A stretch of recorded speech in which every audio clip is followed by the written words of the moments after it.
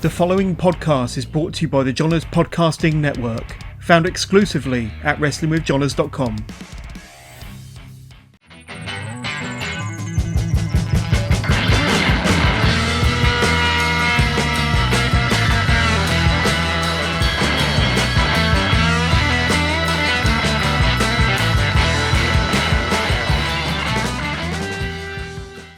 And I know that one of your highlights of last year would have been this here. Meeting him backstage. I know that you were performing on the day. I think in a tag match alongside Session Moth, but he was there. Now, I think he had a match, and it was Wolverhampton, wasn't it? OTT, their 9th anniversary show against Trent Seven. But I know that he is legit one of your heroes, one of your childhood heroes, one of your wrestling heroes. What did it mean to you to meet up with him, catch up with him, have your photo with him, and maybe spend a bit of time with him? Tell us about it. It was always my goal when I got in wrestling. I went to a live event with my dad and I made a big Dean Unstable Ambrose sign and on that one there.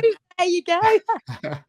Yes, I made a big sign and I was on the ramp and he came out first and he came and high-fived me and I was like screaming, so excited. And then after his match, he took off his shirt and gave it to me.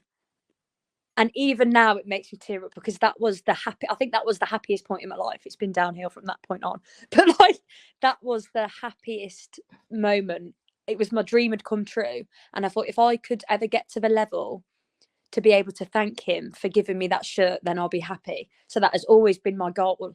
And obviously to be able to do that, when I saw him, I said, right, I've got to play it cool, just calm. And I walked up to him and I was like, I'm really sorry, I just love you, I'm a massive fan and all this. And he was kind of just sat there he was like, whoa, you're making me feel old. And I wish I'd have took it a bit slower because I was very excited. But he was lovely. I walked away and I said, I should have got a photo really. And then after I wrestled, he was walking down and I said, I'm really sorry, can I just get a photo with you? And I pulled up my phone and that stupid photo of me when I was 13 was on the screen. And I was like, oh God. And he went, oh. And I was like, all my school friends will think I've made it when they see I've had a photo with you because I used to always go on about you. And then had the photo and then he tapped me on the back and went, well, I guess you've made it now. And I was like, there we go. He was lovely. What a cool interaction. What a cool story. And what was it about Dean Ambrose back in the day that kind of gravitated towards you? And like I said, this kind of rough, unkempt look, didn't he? And the vest that he would wear down to the ring. But he didn't bleed so often in WWE. That's one thing for sure. But what was it about Dean Ambrose or maybe Moxley nowadays that kind of really kind of fascinates you? I think I really used to, before I even knew indie wrestling was a thing, I don't know how to this day I came across him, but Sami Callihan and John Moxley, they used to tag together and I saw him then. And then when he debuted, I think on WWE, I don't know if he'd done anything before, but to my knowledge, the Shield came and attacked CM Punk, and CM Punk was also one of my favourites. And I absolutely hated them. I thought, who are these vile people attacking my favourite person?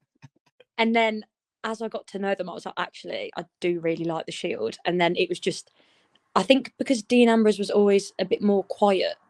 And I'm not I'm not a big talker. In real life, I am, but I just get straight to the point. I think, why am I going to tell you what I can do, show you? And I feel like that was kind of similar with him. So I guess I just connected to him, really. Absolutely. Yeah, what a fun story. But I was like, I wonder how many people from British Wrestling are here, or regulars from British Wrestling, I should say. And I think I counted 16 names.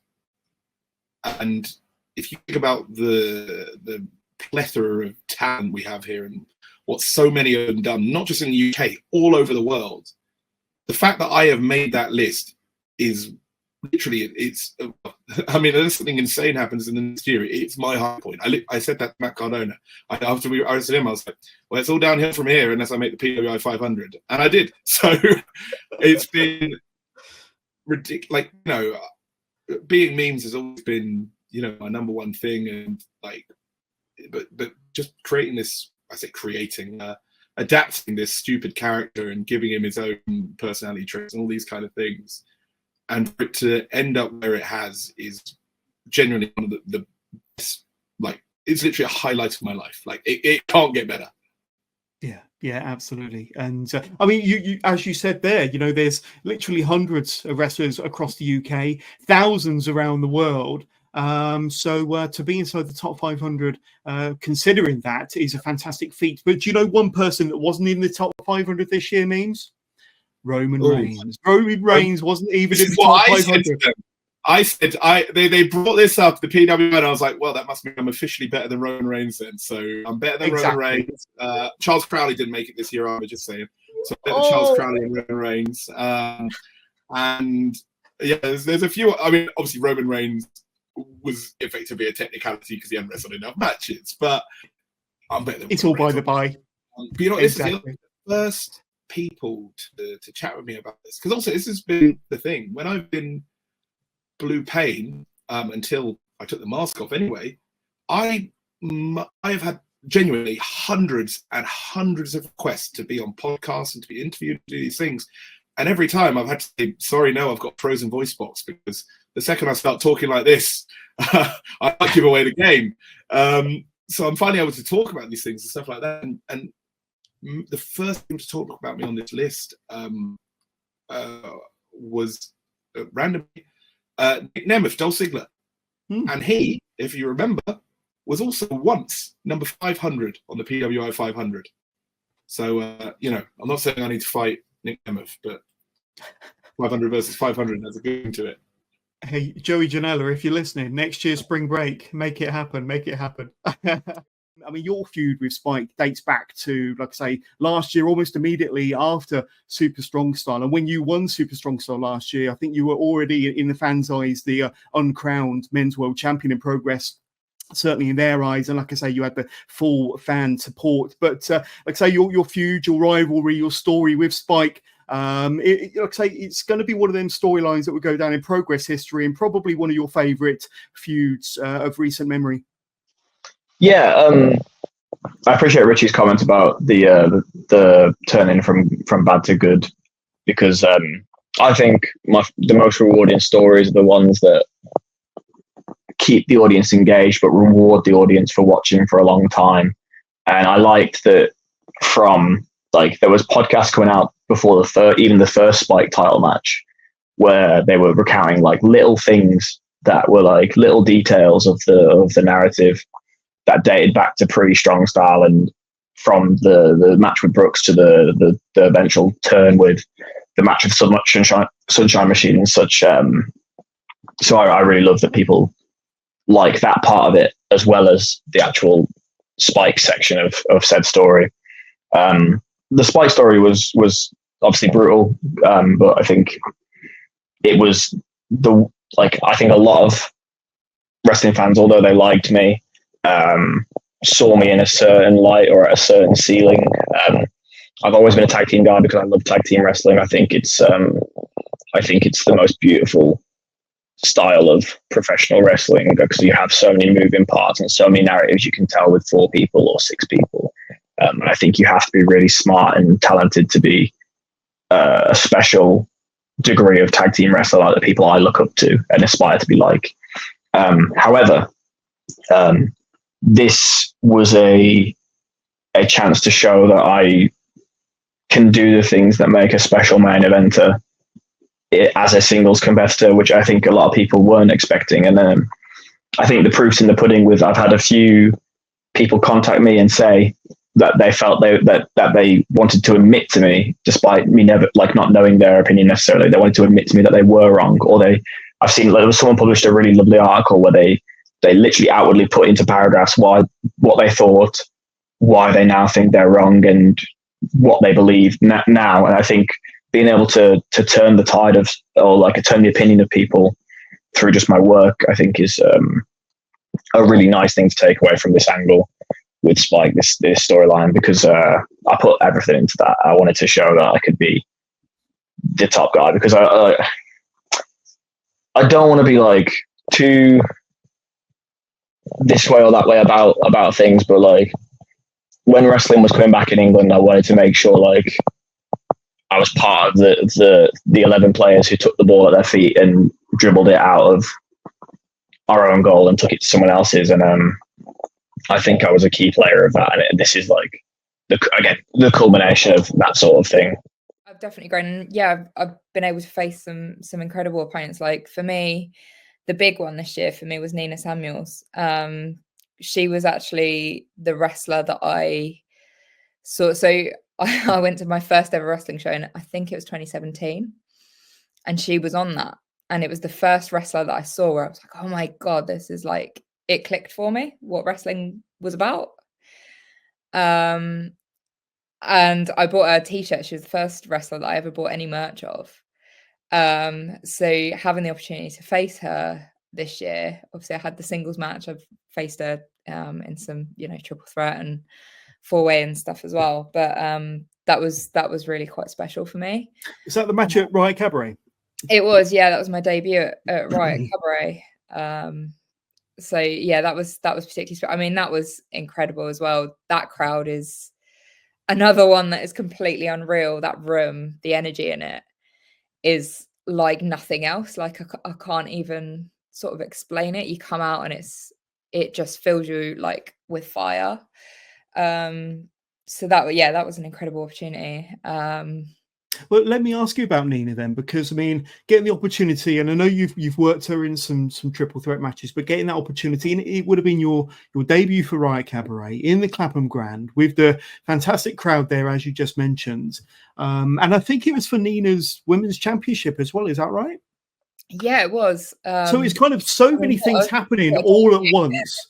What a debut! I bet when you got the message or the email from the promoter, you must have thought it was some kind of rib. But it's like, really, Nina Samuels, Riot Cabaret, the championship's on the line. It's my debut. It wasn't unbelievable a match, Jonas. It happened on the night. I was actually part of the ring crew at Riot. No way.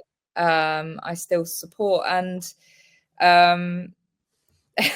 basically the promoters had sort of said thank you, that I'd sort of spotted something earlier in the day and it had been resolved, and they called it out, and Nina wasn't very happy that I was getting acclaimed, and she came out and started trying to pick on me with Cassius, and the promoters were like, you know what, let's have a wrestle. So I got to wrestle her later that day.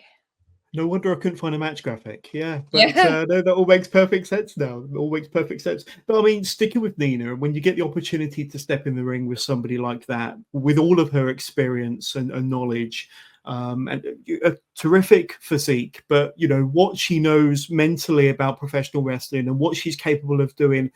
I'm not saying she's underrated by any stretch of the imagination. I think the amount of championships she's held over the last year or 2 years would kind of say that she's definitely not underrated. But I don't think people really appreciate how good she is in the ring. She's the consummate professional in all aspects.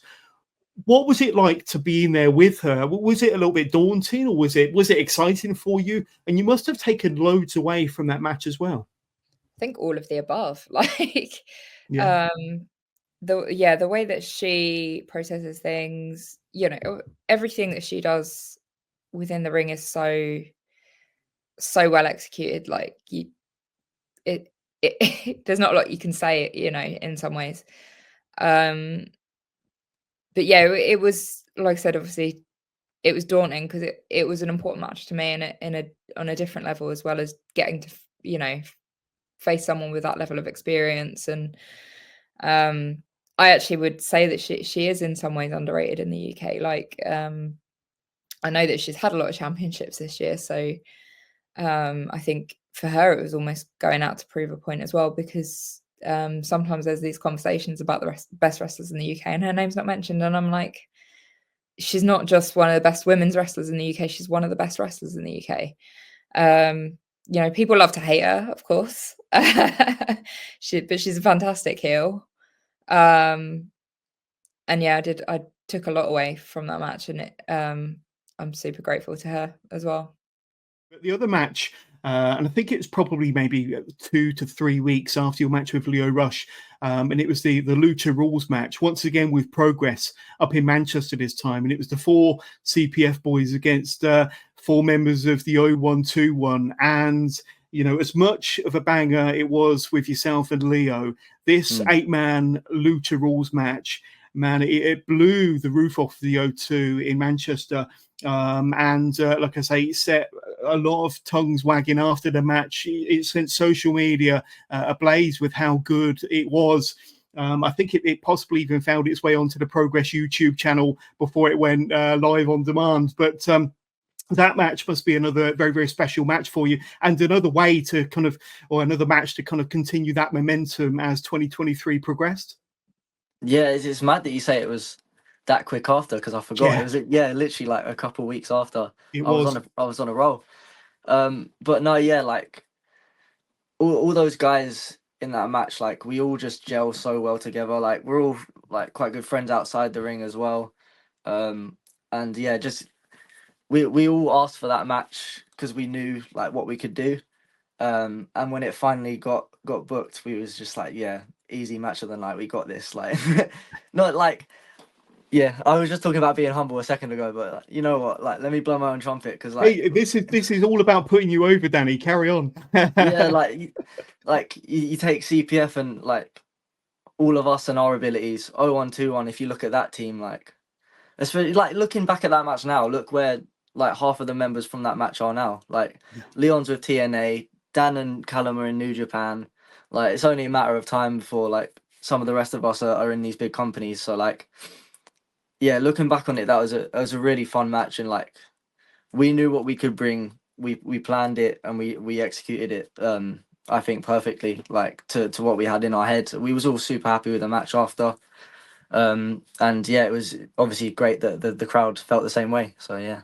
Well, this is it, and it got a standing ovation. And I was going to say exactly the same to you. It was one of those matches that just seemed to go perfect from bell to bell, and you don't get many matches like that. And you know that I think that's possibly one of the best 8-man tags I've ever seen, one of the best Lucha Rules matches I've ever seen, and certainly up there with one of the best matches in progress for 2023. And yeah, another. And 2023's been was a fabulous year, but it's already been a wonderful 2024 because if we think back to a few weeks ago, Pro Wrestling Eve, and when I introduced you, I was a little bit confused about how to introduce you, and I kind of nearly stumbled over my words a little bit. And of course, I introduced you as Nightshade, but I could have introduced you as Lampshade because as many of our viewers may know, you won the Pro Wrestling Eve Multiverse Rumble. I think it was early January, maybe the 4th or the 5th. Under your alter ego. Now, Multiverse Rumbles are always great fun. You never know quite what you're going to get, but I never quite expected to see Nightshade as Lampshade. Tell us about it. So I'm actually wearing my Lampshade t-shirt today. Classic. So I thought almost every single interview I wear my Nightshade, but I thought, do you know what, as it's so soon since the multiverse, I thought I would actually wear the Lampshade t-shirt and be seen in it. So for years now, people have chanted at me Lampshade instead of chanting Nightshade, to have a little dig at me. You know, as a villain, you expect some sort of funny chants, but Lampshade is never one of them that I could have imagined. So I decided to bring Lampshade to life finally, once and for all, and there's no better place to do it than in the Pro Wrestling Eve Multiverse Rumble. And somehow she made it all the way through to the end, entered third, went through to the end and won it, even though I couldn't see under my lampshade. Well, this is it. And I'm going to bring up the picture again. And I've seen clips of that match. I've seen clips of you in the Rumble. I'm amazed you were even able to get into the ring, let alone win the whole thing. How awkward was it to kind of have that thing on your head? And of course, it's illuminated as well. So you're probably blinded as well as not having great vision anyway. What was it like to perform in? I literally could not see a thing. Like, truly could not see anything. So I think the fans that were there at the time, as the seats were quite low in comparison to the ring, I think they could see a lot more of me than I could see in general. So I think they were probably under the assumption that I could see a lot more than I could. But no, I literally could hardly see anything. But thankfully, Lampshade is an inanimate object. So, you know, I only really came to life here and there. and everyone ended up leaving me alone and not attempting to eliminate me. Absolutely, absolutely. But it started off your 2024, in great fashion. Of course, here's a little picture of some of the characters there. I think we had Mario, Luigi, The Mask, and one or two others. And of course, Lance, you mentioned your T-shirt, and of course, I'm going to talk about your merch a bit later. But it is available currently on your Big Cartel. I'll just bring up the little ticker now, because you can go to Nightshade's Big Cartel, and we'll give it a full plug later on. I'm just waiting for it to kind of scroll along there. But do you know your Big Cartel off the top of your head, Nightshade? I do. I believe it's nightshadewrestler.bigcartel.com. There we go. But so we'll talk more about your merch later. But that very T-shirt the Nightshade is wearing is available on her Big Cartel already. It is. And I do have a lantern on my head, just like in the multiverse. But you don't plan on kind of expanding that gimmick into other promotions, do you? Or is it just a one-off? Or maybe we'll see it in next year's Multiverse Rumble. Any plans to kind of bring it back, maybe? Honestly, I maybe think with some we'll peepholes. Have to see where Lampshade goes. You know, she's got an undefeated streak currently, so. Better times. You were part of Takeover Blackpool 1, and you're also part of Takeover Blackpool 2, and a phenomenal match, a real standout match against Trent Seven. And I think one of the more scary, but definitely exciting moments was when you gave him your razor's edge over the top rope, and that poor guy on the outside, Eddie. Well, I think he's still kind of laying on the floor now recovering, but he took the full brunt of Trent going flying over the top rope there. Poor guy. I hope he got a raise, an extra 50 quid in his pay packet for that. But I mean, a great match, a fantastic opponent. Back in the Emperor's Ballroom, I was there. A very memorable day and a very, very memorable match as well. Yeah, it was a wicked moment. Trent's an absolute lunatic for taking that powerbomb. Whose idea was that? Did he agree to that? My God, what a man! He's a maniac. Yeah, it was a cool weekend, cool moment. That's one of those ones where you have a little bit less time. You're in the opener. I think sometimes the best thing you can do is let's just create a moment. Let's just have something that's yes, at the end of the show there is, Tyler's wrestling Jordan Devlin on the show. We're probably not going to have the best match tonight with the best will in the world. Do you know what I mean? But we could probably have a moment. We could probably have a moment that that everyone remembers, and I think we definitely managed to accomplish that. We had a moment that everyone sort of remembers him flying over the top rope to the railings below. It's right up there with it's a pretty gnarly bump. It's a pretty ridiculous idea.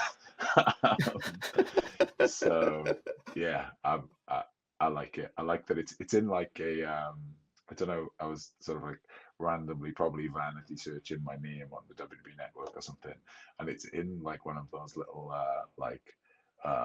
10 moves of the month or something like that, across main roster and NXT rosters and stuff. It's the number one moment of some month in some year.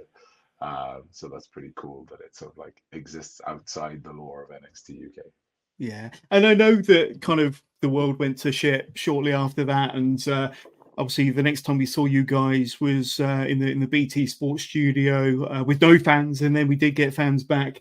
But I think those NXT UK takeover shows, in my opinion, were some of the best wrestling that was happening anywhere in the world. The roster was stacked, the matches you put on and the stories you told on NXT UK in general, but then you add in the takeovers, and there was something really special about those three shows.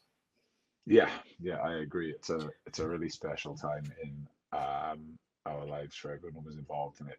What's kind of cool about it is the vast majority of people who were involved in it were involved in British wrestling for the decade building up to that moment. So we'd all kind of been in the same locker rooms as one another for a decade prior, just in way, way, way smaller halls. So to look around the locker room in those takeovers and see people who you'd maybe wrestled in a fair in front of 12 people, or you know what I mean, maybe wrestled on a show where neither of you got paid, or maybe wrestled on a show where you got changed in the back of a van. was pretty cool. Yeah, 100%. Where were the emotions? Where was your head at, knowing that this was possibly the biggest match of your career in front of your home country, your countrymen, your friends, your family, and possibly the biggest opportunity you've had to that date? I was a mess, John. I was ain't gonna lie, totally mess. I've probably been more open with this over the last couple of years, but some people seem to still not know about this. But I deal with a lot of performance anxiety really, really badly, to the point where most shows, if I'm totally honest, I will be backstage probably throwing up. Even to this day, I can't explain it. I don't know what causes it. It doesn't matter how big the show is, doesn't matter how small the show is.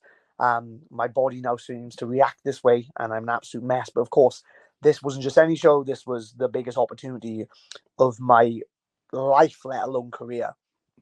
So I was a mess. But skipping back a few weeks, it wasn't just the fact that this was the biggest opportunity of my career and Mark's career. And we were in our hometown, sold out in Cardiff. But I want to say 10 to 12 weeks prior to this, I had a match in Cathays, and it was for the Attack Pro Wrestling Championship, I do believe. And I dislocated my shoulder for the second time. Shoulder came out, and I think I went and got it x-rayed, and I went and got it MRI'd, and they were like, "You've tore whatever that surgeon done the first time. You've tore it up. You've destroyed it. You've tore your labrum again." And the question then was, okay, you might have to have surgery. You might have to have a bigger surgery this time. And I was kind of like, okay. And then they announced Takeover Cardiff, and I was like, right, can I rehab this? And if I can rehab this, is there a chance for me and Mark Andrews to be on this show? So there was two questions to that. So the question was, I could rehab it. There was no guarantee that it would stay in, but I could rehab it. And I think and I think they said to us that it would take 12 to 16 weeks to rehab. And I think that Takeover was 16 weeks. And I think that for us to qualify, we had to beat one of us had to beat one of the members of Gallus, and one of us had to meet one of the members of GYV. That's right. And those matches landed exactly 10 weeks after the dislocation. So 12 to 16 weeks, and I go back in 10. Now, whether that's due to hard work or whether that's due to stupidity, we will never truly know, Jonas. But the Takeover itself was so nerve-wracking, because I'd had one match since that dislocation, and there was no guarantee that this shoulder was going to stay in. Now, of course, that shoulder could have came out 5 minutes in, 10 minutes in, 15 minutes in, and you could be sat here talking to me, Jones, about how I almost became the first Welsh champion in WWE history. So going through that curtain or getting ready for that, absolute mess. I remember Triple H, Shawn Michaels, William Regal, all there on the left. Music starts to play. I'm being sick into a bin while they look at me going, what the hell is going on? Wipe my mouth, whatever. Somebody asks me, am I right? I go, yep. And we just walk through the curtain. And the rest, as you know, is history. We have one of the best. What a match. One of the best matches of that weekend. One of the best tag team matches of that brand's history. Some people say it's the most memorable moment of their career as fans. Definitely one of the most memorable moments of myself as a wrestler. And it's just one of those full circle apps. There's so many things from that event, John. Is that we became the first Welsh champions in WWE history. I did it with a man that I met on my first day at training. So again, I did that with my best friends, Eddie Dennis, Wildball Mike Hitchman, backstage watching. We also did it in front of our home countrymen, in front of Mark's family, in front of my family and my future wife. And then on top of that, then, the man who made me believe I could become a professional wrestler, Adrian Street, was also in the building from the same town as me. If I was to create this scene for a movie, you would tell me that it's too much. Like this can't be real. And all those things lined up absolutely perfect. And what a full circle moment. Oh, mate. And I watched the match back today in preparation for this. It lives up every single second of it. The match, the offense, the action. Obviously, the nerves went as soon as you got into the ring because it definitely didn't show, my friends. But I mean, thinking back to the match, I don't think it could have gone any better. It was super smooth. The sequences, the offense, like I say, the action involving yourself and Mark and that finishing sequence was just, it was dreamlike. It was dreamlike. You couldn't have planned it any better. Thinking back on it now, have you had a better match? I don't know. For everything else, ticking all those boxes, reactions, as you said, the moment I walk out, the crowd's electric. We get in there, and it's the best atmosphere I've ever had. Yeah. And I remember just thinking to myself, bloody hell, this is incredible. And I think there's a moment early doors. Can't remember what it is, but there's a moment early doors where we hit something, and I think there's a big old kick out. Maybe it's a swanton early doors, and there's a big kick out. And I remember just looking at hearing that reaction off the crowd and how into it they were and how invested they were in us and our atmosphere. And I remember just looking at Mark and thinking, we've got this. We've got it. And that was maybe 5 minutes in. And that atmosphere didn't give up in it. And it just kept going and kept going and kept going. And I don't know, it's a difficult one. I've got ones that live in my memory, and definitely ones that I'd put up in, if you had to say to me, list your top 10 favorite matches of all time. I've got ones that are maybe swap and change and are close, but I don't know if anything ever will top it. John, I don't know. Again, as I said, my goal was to appear in a Peter Regime music video once. That was my all-time goal. Never thought I guess Simon would really, let alone be able to say that was the first person from Wales to hold a championship with one of my best mates. There's the picture. Yeah, look at that. That's mental, isn't it? I don't think it'll ever we're in history now. We can't ever be taken away from us. So yeah. There you go. It will be history forever. And I'm going to bring up this screen grab here. The exact moment when they told you that in fact you weren't in a show called The Favourite, you were in fact in a show called Josh Must Win, and it was all about you. Add a bit of context to that reaction, because it looked like you almost couldn't believe what was going on. All very surreal. Fill us in.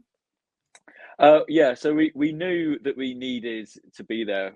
Even if you got eliminated from the show, you needed to be there until the end of filming. They give you a set date. So we just got it into our mind that everyone's going to come back at the end. There's going to be like a big meetup, maybe like a little banner or something for the winner. And it was just going to be like a nice little meetup.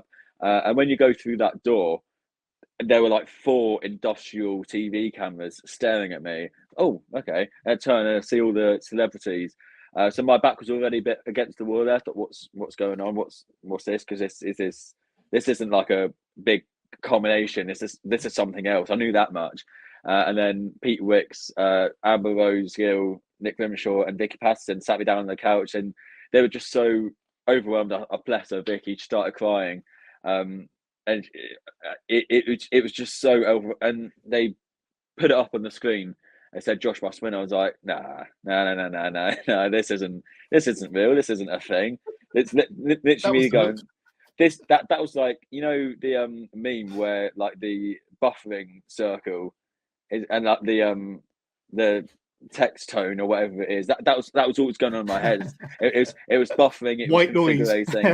literally like everything like went quiet and numb. I was looking at the screen for about 30 seconds. I was. Nah, come on, no. What's this really about? So it was just, again, trying to get used to it. I knew I was being filmed by the action, so I was trying to almost save face and not burst into tears myself. So it was just, it was so weird. It's still really weird to me that I've got a show on E4. But when that was like the raw reaction that you saw, so I guess that's my surprise face. Yeah, absolutely. Just going to bring up a few more pictures here. There you are with the hosts. And like I say, they even made merch with your face on it. It doesn't get any better than that, does it? But every wrestler's dream, really. But like I say, you're going to have fans wanting to know if you're going to be selling that at the shows next. We'll find out. We'll find out. But I'm guessing the chemistry between the two of you was off the charts. Absolutely. I mean, I turned up at the venue. I think I played a show the night before with my band, Intercity. So then I drove through the night to Stansted. I think I slept for about 2 hours on the plane, turned up to the venue, did all the pre-show meetings, the pre-show amblings, and the meet and greets and things like that. So I'd had about 2 hours sleep before going out there and absolutely killing it in the opener with Speedball. But sort of post-match, we spoke, and he was very, very complimentary on my style, on my in-ring sort of craft, the way I move, the way I carry myself. And he asked me, he said, have you got any martial arts training? Have you got a martial arts background? Because some of your strikes are very, very strong, very, very solid, and the technique is second to none. So we got talking about martial arts, and I knew that obviously Speedball had a big martial arts background, but he spoke to me and said that he was a 4th Dan black belt. And I was like, oh, that's cool. And then he was like, what's your background with martial arts? And I was like, oh, I'm a 1st Dan black belt in Jeet Kune Do, which is Bruce Lee's teachings, Bruce Lee's syllabus. Yeah. It's a little bit mixed martial arts. It takes elements of every syllabus that's out there. There's elements of sort of karate, taekwondo, aikido, eskrima, bagua. There's so much that falls under Jeet Kune Do and Bruce Lee's teachings, Bruce Lee's stylings. And I think as soon as I said that I'd studied and worked under that sort of syllabus, there was a big grin on Speedball's face and almost like a bit of a nod of approval. And some more pictures, because I want to focus a little bit on the experience, and I brought up this picture earlier. Sky chuckling to herself. But we mentioned that you're one half of the RCW, the Women's Tag Team Champions, and the Resurgence Tag Team Champions alongside Sky as one half of the experience. There you are again. And, yeah, we're doing the Dragon Ball Z. Awesome vibes going on there, and there she is, sexy, almost like we're real life friends. but you know, this has been a pairing between yourself and Sky that's probably been ongoing now for, I'd say, over a year, maybe a year and a half, if not longer. But the two of you just seem to be inseparable, whether it's Progress, whether it's RCW Spain, whether it's Resurgence. And you two have really gone all in now on this tag team unit between the two of you, the experience.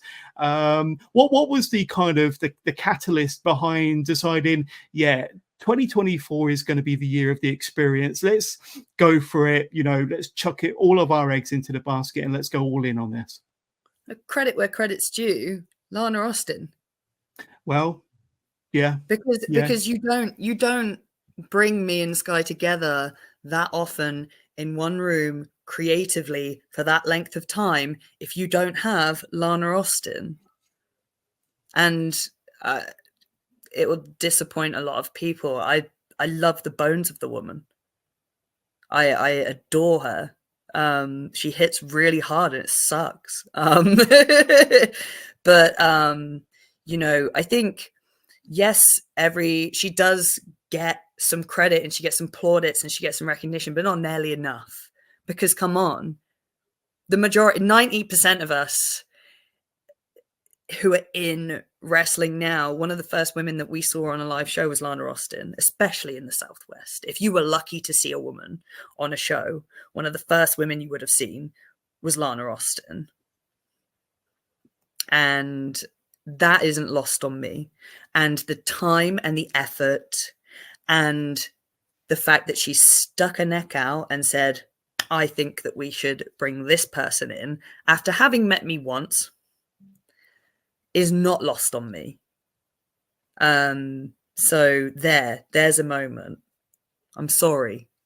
She's awesome. Yeah, it's the truth. I'll still have to kick her ass one day, but she's awesome. Damn. Absolutely.